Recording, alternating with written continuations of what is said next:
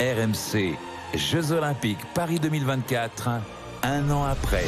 Et c'est l'heure de notre série d'été, les Jeux de Paris 2024. Un an après, nous sommes dans le jardin des Tuileries ce matin avec l'une des stars des Jeux, la vasque olympique bien sûr. Depuis le 21 juin, elle est de retour au jardin des Tuileries, comme elle le sera chaque été jusqu'au prochain Jeux 2028 à Los Angeles. On a rencontré celui qui tous les soirs permet à cette vasque de s'envoler dans le ciel parisien.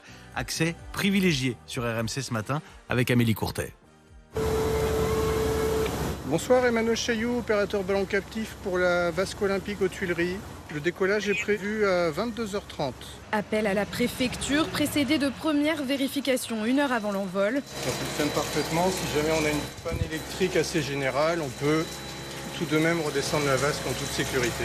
2 soirs par semaine, Emmanuel, pilote de montgolfière, enfile gilet jaune et casque de chantier pour faire décoller la vasque olympique. C'est un privilège, c'est quand même une œuvre d'art dans un magnifique écrin, un héritage des Jeux qui se perpétue, tout simplement magnifique. Et puis voilà.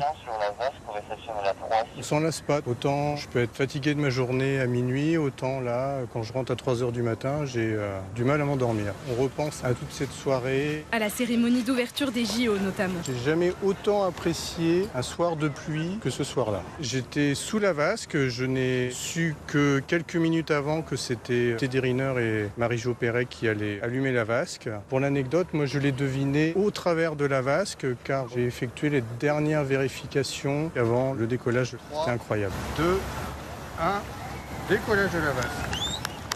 Ah oui, c'est parti. Quelques mètres plus loin, derrière les barrières à l'entrée des Tuileries, l'émerveillement reste intact. Et ben ça fait un petit quelque chose effectivement. La tête penchée vers le ciel, les yeux pétillants, Anne-Claire la revoit pour la première fois. Dans le ciel de Paris comme ça, clair avec le petit croissant de lune, là c'est assez magique. Autour d'elle, moins de monde que lors des JO, mais on retrouve l'atmosphère décontractée. Les curieux qui s'arrêtent prendre une photo.